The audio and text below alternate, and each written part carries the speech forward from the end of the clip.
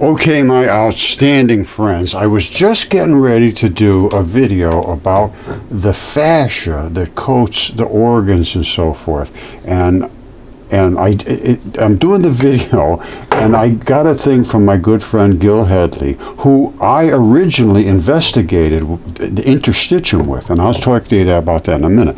But this is something that is so important. Everybody should know about this.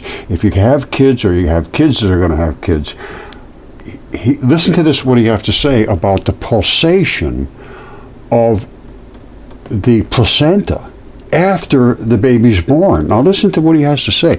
I didn't know about this. This guy is a wealth of information, and he's got videos coming out of his ears. He's going to be doing a tour. He sent me a thing. They're going to be doing 100 cities next year, and one of them is going to be near me, and so he's going to get me some tickets. Anyway, he was the only one that would engage with me years and years ago, and I want to show you that because I'm very, very thankful to him for helping me understand what I was seeing. Now, this is important. Watch this. All right, and I don't think your doctors know about this either. Personally, having had 3 kids born at home, in all of those instances, having waited for the full complement of cord blood to be delivered through the cord to the baby, and then when the cord stops pulsing. Let me just re-explain. Earlier in the video, he says this thing is just saturated with blood, and even after the baby's born, it keeps pulsing. There's all these stem cells, there's all this good stuff that should be flushed into the baby. It appears that's what he's saying, and I put my faith in Gil. Listen. Then you cut the cord, knowing that you've allowed nature to provide for the newborn infant all the blood that was available to its advantage at birth. So just a little reflection on why should we wait to cut the cord? Is it an emergency? Now, there are medical circumstances, of course, where there may actually be an emergency. But in your standard happy birth delivery, it's perfectly reasonable to allow the cord to stop pulsing, deliver all the blood to the baby, and then cut the cord. Thanks for watching. If you'd like to study more with me, go to gilhedley.com. There's a ton of stuff there. He's not kidding, and it's good, and this guy knows what he's doing. He's been around the block. He gives speeches all around the world. Let me just show you how I started to hook up with Gil. This goes way back. All right, look at this. This was Gil 14 years ago. He's talking about fascia and the fuzz and how it stretches and you have to keep it mobile, otherwise it glues itself in position. And so I got a hold of him. And then 11 years ago, I don't know, it must have been probably 12 years ago, I got a hold of him and I said, Gil, there's something else going on here with that fuzz. It's just not, there's more to it. Anyway, then he did this video saying reconsidering the fuzz 11 years ago.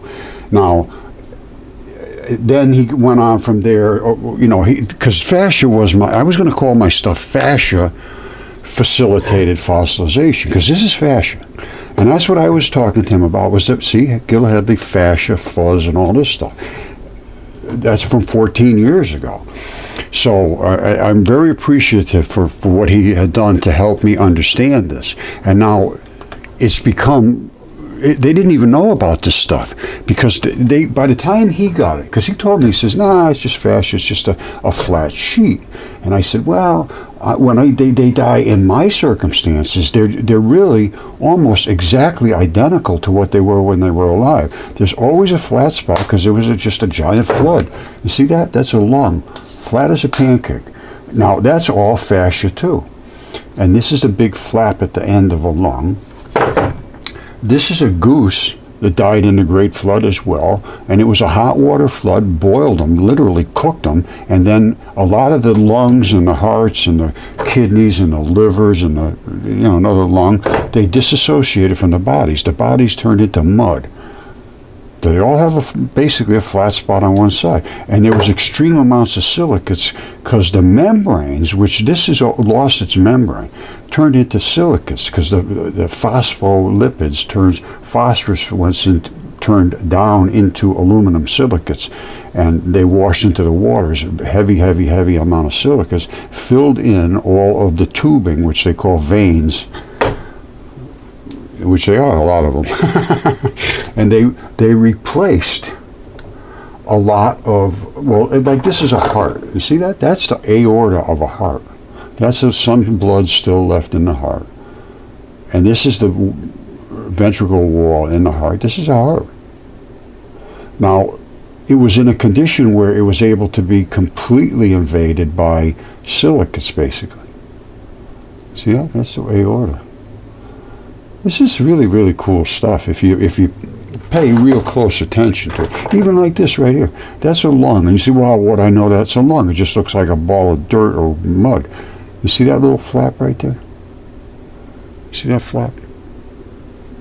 That little flap is the latch that locks that lung into the body of whatever kind of creature it was. That's where the plumbing was. That's where the latch was. And I talked to Gil about that too. He said, well, we always considered it fascia, but it's not. Fascia would be, this is some kind of really gnarly stuff. At the end, it holds the lung so it won't flop around in your body. So I call it the spurlock. And they all have one. See, here's another lung. They all have that thing right there. And it's not the same material. But you can see it's not the same as, it's an extra piece of material. And I believe there's a tube that runs right through there, that little tube that carries the interstitium. This is what locks this thing here, separated from everything else in your body. It can float around a little bit. This locks it in, but in the lock, there's a tube. I believe there's a tube right in there that feeds the fluids into the next, because now they call it a fluid-filled highway. And actually, here's they didn't know about this until 2018. Well, we were looking into this, but nobody really locked it down until 2018. A friend of Gil's, this guy Tice, Dr. Tice, wrote a paper on it and submitted it. Here it is, Dr. Neil Tice. And it said they found a network of fluid-filled spaces in the tissues they'd never seen before. And they're everywhere. Look at this. Discovered in connective tissues all over the body. Connective tissues are the things that I showed you. They connect from one organ to the next, and they coat all organs as fascia. So it's found everywhere, all over the body, including below the skin surface, the lining of the digestive tract, lungs, urinary system, every muscle, tendons, everything. According to their membranes, they are a membrane. A membrane separates one layer of tissue from another. I'll show you that real close in a second. According to the new study, details of findings published in Scientific Journal. Now, this is what it is right there. There's the interstitium. And by the time they got it, it was flat as a pancake, and they always thought it was just one flat layer. That's why they never knew it. It's brand new. They're calling it a new organ. And my friend in Germany, like I say, I work with quite a few people now around the world that I have contacted. Some of them contacted me back. This guy runs a Fascia Institute in Germany, and they study this fascia, primarily for sports injuries, because this is the stuff that gets pulled and torn, and where the it's primarily connective tissues, but fascia is part of that system. So that's why they study it. I study it for health reasons and because of my mud fossils. Why is this so much different than this? Well, this is the organ below the fascia. This right here is this. This right here is down here. Now, and these are the blood vessels and so forth that run through here. I'm going to show you this in a microscope in a minute. And they're all flat as a pancake on one side. And that is why I say it was from a great flood. And Yale doesn't disagree any longer. They have published a paper that said it exceptionally preserved soft-bodied creatures in a worldwide heavy salt water, fully oceans, worldwide, one layer, and it was lots of silicates, extreme amounts of silicates, and they don't know why. Well, I do, and I told them why, and I showed them everything about it. And then a year later, they wrote a paper saying, well, that's true, but we're not going to look at it, so we don't know why. Well, they also don't know how you get healthy, because this right here is the demarcation line of health. Down here is your vital tissue. Up here is the stuff that just comes and goes. Once you get down into here and you break through that membrane and an invader locks into this vital flesh, it starts using you to feed.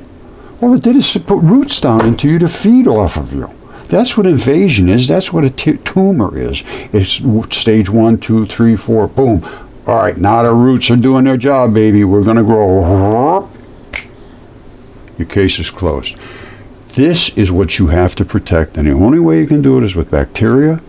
They create the enzymes. The enzymes are the catalysts that break down food and destroy invaders. It's not a hard concept to understand.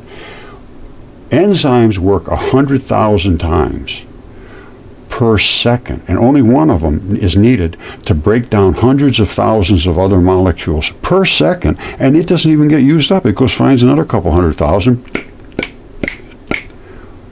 You're done. You're cleaned up, and you're good to go. And that's what the bacteria does.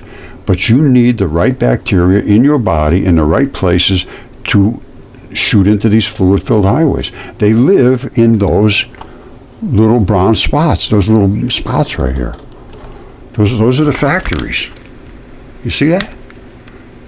Those are the factories right there where they live. And then they squirt right into that white fluid-filled highway. And now my buddy in Germany alerted me to this a long time ago. And he said there's something funny going on with this fascia, this interstitium that we had been talking about, because I could see it in a microscope. Anyway, I'll probably show you some. All these little balls, they're all everywhere. Anyway, he said we found down in the organs, we're finding tattoo molecules. And I said, what do you mean tattoo molecules? He said, well, the molecules that they're putting in the tattoos is something with a black, I forget what it was, but one of the molecules they use to lock the dye in, it was getting down into the liver and the heart and the kidneys and the lungs and everywhere else. He said, we're finding it everywhere. And he said, fascia. So I said, that's interesting. Well, apparently, it's going down here, they're making a tattoo in this layer. And it's either leaking into this layer or they shot some into that layer. But this is a fluid-filled highway. And they drag it around all through your body. That's why I say that tube has to connect this completely encapsulated organ into your next completely encapsulated organ through something right through this little tubing stretch here. That's what I believe at this point. And they all have it. They all have it. Every organ has it. It's a new system, a new organ system. And this is the latch of this one. Wherever it is right there. And I believe there's a little tube coming out of there. They have to connect the tubing somehow. And there's one up here, too. There's a little tube coming out of there, too. And so it locks in up here and locks in up there. And wait a second. I have a better shot, actually. Hold on a second. All right, this is a really cool shot. This rock here has that interstitium flap, which is this flap. So whatever this was has to get into the next organ or back into the fluid system through that little tube. Remember I showed you where that thing go?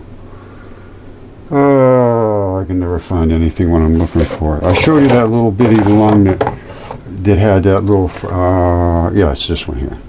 I think, yeah, right there. You see that? That, I think, is that exact same thing. You see that little center spot in there?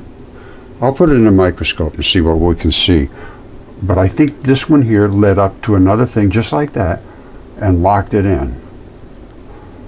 And there will be one somewhere up at the top because it has to go around and float around your body. But it's still got to make the fluids from here be able to connect to the rest of your body. Now, this rock right here is this rock right here. It looks like a piece of meat to me.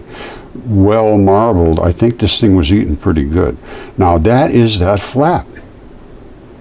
That's the flap right there. Whoops. Oops, hold on a second. All right, we are going to get deep into the microscope and all the different lungs. But before I do, remember I told you there's that little latch. And I think it's either this little tube that runs up. This is another lung. But this is completely stripped of the pleura. Let me just I have them in every state. I have them all the way down to where the alveoli are all gone, or everything's stripped away, and the alveoli are here. That's the thing in the back where all, just like this one here, filled with silicates. You see? This one filled with silicates in this big hole. This one just bled out and all that. Now, you can still see the red blood in here. I'll put this I'm going to try to remember to do all these under the microscope. But this right here is that latch, and there's where that latch was here, and it just broke off because it's a different material. I didn't break that off. It just happens to be gone. And this one here is, you can see, it's totally gnarly compared to the rest of the lung.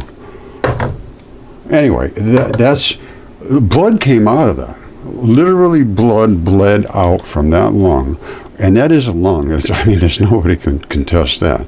These are the alveoli, completely loaded with silicates, just as this heart is, which still has some blood in it. And these are the alveoli. Now, what is this? This is pleura.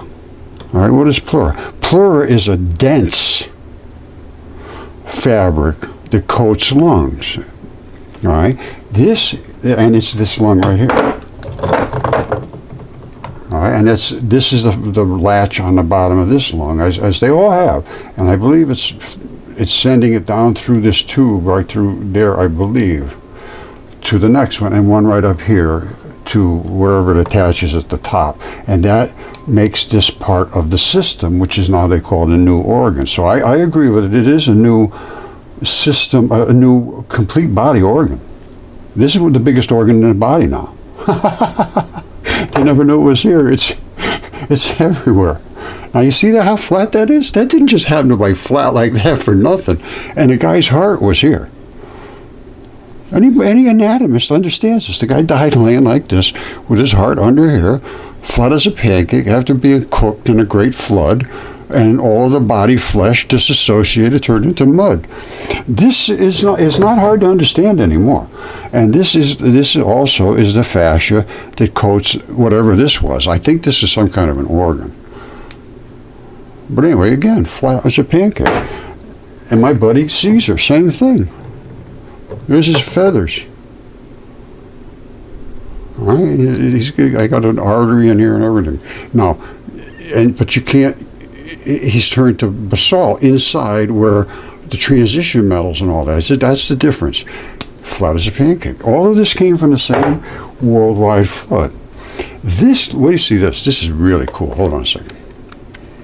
All right, this is just way too cool. This puppy here is as naked as they get.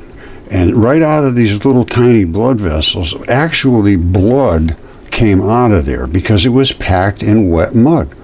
The blood is deep inside, and these are saturated with blood. And that's what came out from this one, out of these little red spots. All right?